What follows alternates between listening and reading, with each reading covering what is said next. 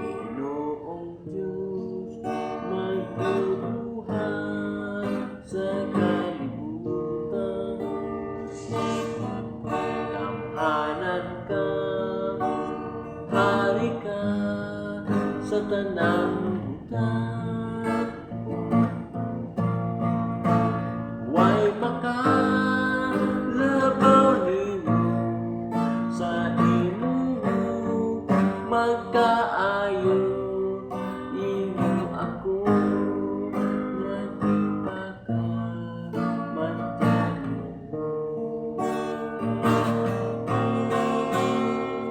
Igatugan ko ka na sa tiilan mo amahan.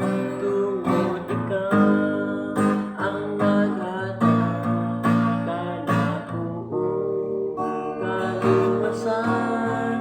Amay kang pasalamatan, simbahon o pasidunggan sa pagdaig sa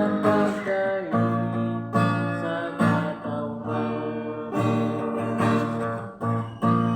Unsay sakto igabalot na kupangimo,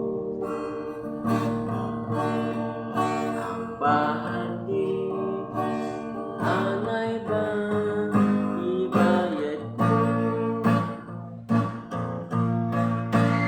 Ang